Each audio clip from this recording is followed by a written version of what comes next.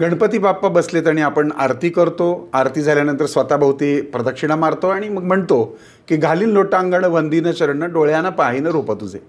पण तुम्हाला माहिती आहे का की प्रत्येक आरतीनंतर म्हटला जाणारा आरतीचा हा जो भाग आहे याच्या प्रत्येक कडव्याचे रचयिता वेगवेगळे आहेत. या प्रार्थनेचं रहस्य तुम्हाला मी सांगण्याआधी तुम्ही आनंद पिंपळकर आनंदी वास्तू हे फेसबुक पेज आणि यूट्यूब चॅनल लाईक सबस्क्राईब करून बेल आयकॉनला क्लिक करा. प्रत्येक आरतीनंतर घालील लोटांगण हे म्हटलंच पाहिजे, किंबहुना ही वैश्विक प्रार्थना आहे असं समजायला हरकत नाही. कोणत्याही देवाच्या आरतीनंतर ही एका सुरामध्ये आणि धावत्या चालीत म्हटली जाते. अर्थात ही ऐकताना अतिशय छान वाटतं, टाळ्यांचा गजर होतो आणि आपण त्याच्यामध्ये तल्लीन होऊन जातो. आता ही जी प्रार्थना आहे ही जवळजवळ 5 कडव्यांची आहे आणि 5वं कडवं जे आहे तो मात्र एक मंत्र आहे. काय बरं आहे याचं वैशिष्ट्य? तर वैशिष्ट्य असं आहे की 4ही कडव्यांचे जे रचणारी मंडळी आहे ती वेगवेगळी आहे. हे 4ही कडवी वेगवेगळ्या कालखंडामध्ये लिहिली गेली आहेत. पहिलं जे कडवं आहे घालीन लोटांगण वंदीन चरण हे मराठीत असून उरलेली जी कडवी आहे ती संस्कृत भाषेत आहेत. बऱ्याच जणांना असं वाटतं की ही गणपतीची प्रार्थना आहे, परंतु तसं नाही आहे. ही कोणत्याही सर्व देवांच्या आरतीनंतर ही म्हटली जाते. यातलं एकही कडवं हे गणपती बाप्पांना उद्देशून नाही. वेगवेगळ्या कवींची आणि वेगवेगळ्या कालखंडातली कडवी एकत्र करून ही एक वैश्विक प्रार्थना बनवली गेली आहे. आता आपण पाहूयात याचे अर्थ काय आहे आणि त्याचं महत्त्व काय आहे आणि ते कोणी लिहिलं.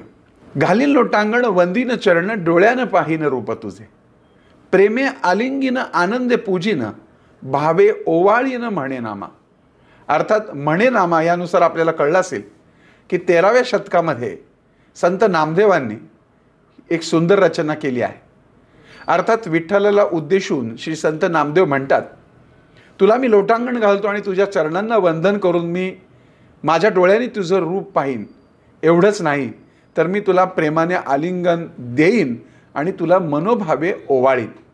अर्थात ही भावना सर्व देवतांच्या प्रती आपली असावी हा देखील याचा एक भाग आहे.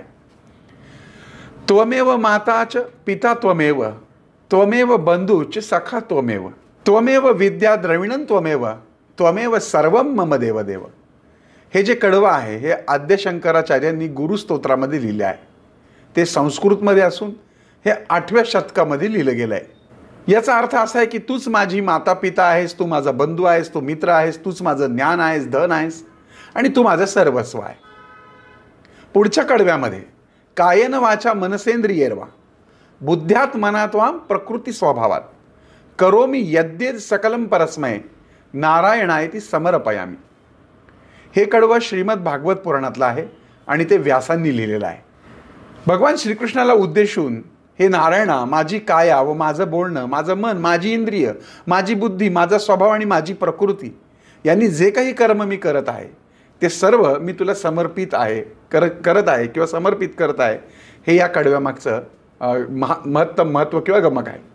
पुढचं कडवं आहे अच्युतम केशवम राम नारायणम कृष्ण दामोदरम वासुदेवम हरी श्रीधरम माधवम गोपिका वल्लभम जानकी नायकम रामचंद्र भजे.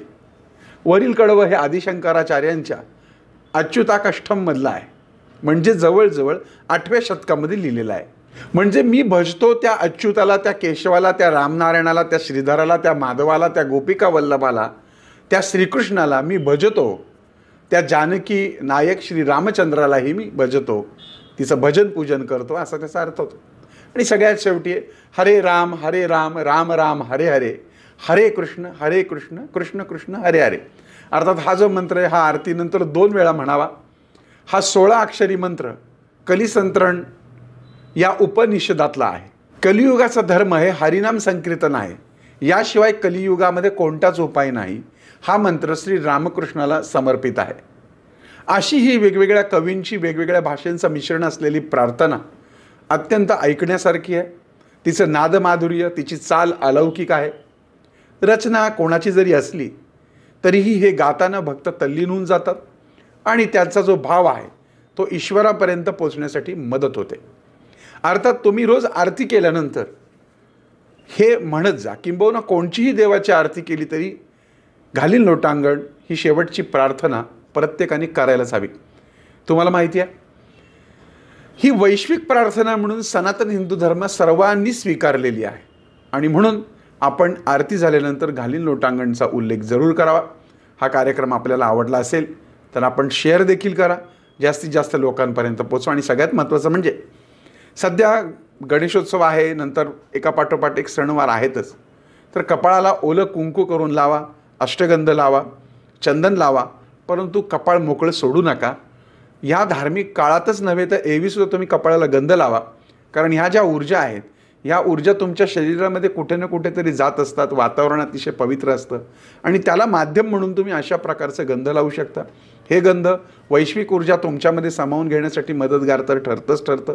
तुमचा चेहराही सात्विकते तयार करतं, सात्विकता तुमच्या चेहऱ्यावर दिसायला लागते. आणि सगळ्यात महत्त्वाचं म्हणजे तुम्हाला नजर देखील लागत नाही.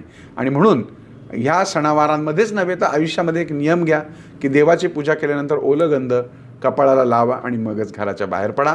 पुन्हा भेटूयात पुढच्या भागात. तोपर्यंत तुमच्या आनंद पिंपळकरचा तुम्हाला जय साईराम.